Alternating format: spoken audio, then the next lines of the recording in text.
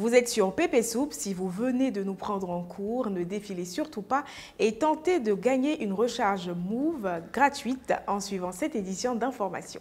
Bonsoir à tous et bienvenue dans Pépé News. 43-21. Les éléphants de Côte d'Ivoire se sont battus comme ils le pouvaient, mais les pharaons d'Égypte se sont imposés à l'issue de tirs au but. Revenons sur les temps forts de cette rencontre, plus précisément à Angré, où notre équipe de reporters était aux côtés des supporters. Je dirais quand même fiers de cette équipe. On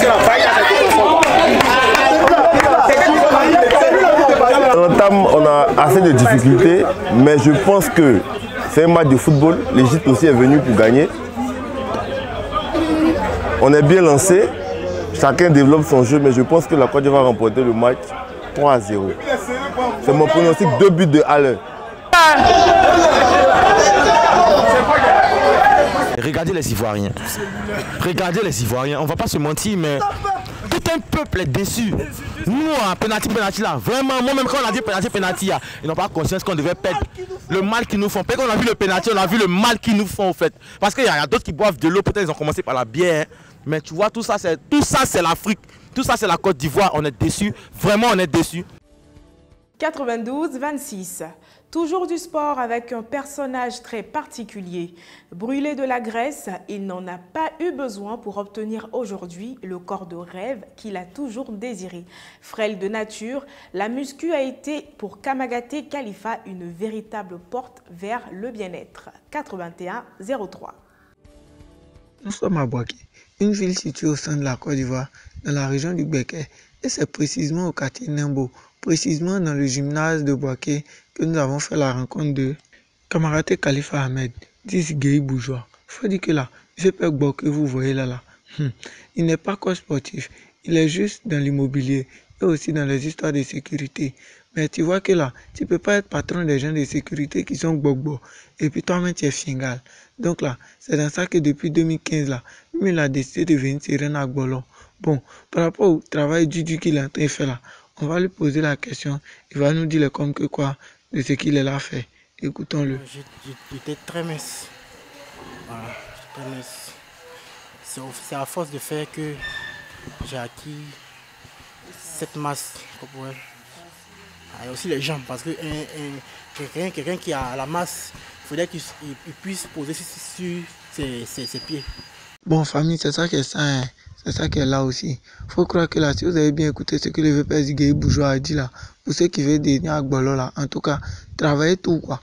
Ne travaillez pas pied pour laisser en haut. Vos mollets vont devenir gbogbo et puis en haut est fingal.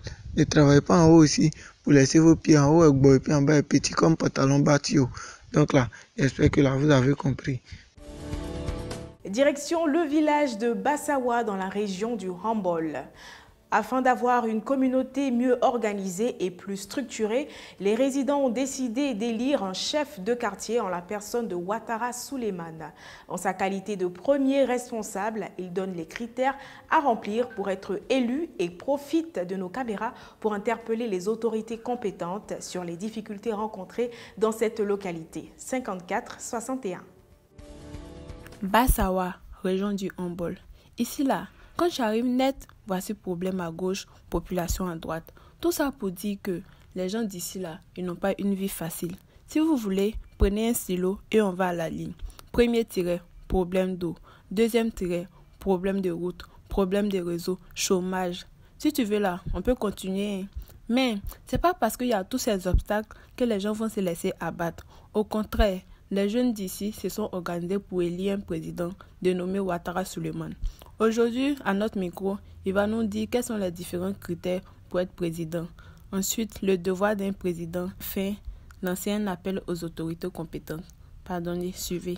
Pour être président des jeunes, il faut être marié, tu dois recevoir des étrangers.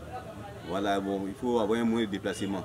Mais vraiment, il faut être en communication avec les jeunes de la sous-préfecture, voilà, ou de ton village.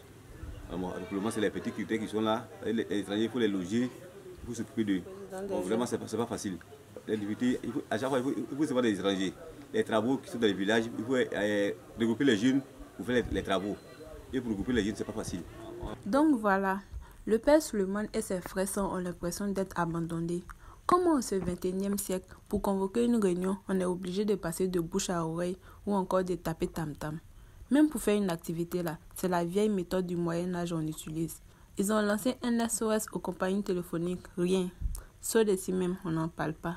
Peut-être c'est AG-Route qui va sciencer pour faire goudron. Sinon vraiment... Avant de signer la fin de cette édition, j'aimerais vous parler de notre application PPJob, l'appli qui vous donne des gombos. Que vous soyez dans le besoin d'un service ou que vous recherchiez un emploi, n'hésitez pas à vous inscrire en téléchargeant l'application sur Play Store ou ppjob.app. Vous aurez tout simplement à enregistrer vos coordonnées en suivant la procédure. Voilà, c'est la fin de cette édition d'information. Merci de l'avoir suivi et j'espère avoir su mériter votre précieuse attention.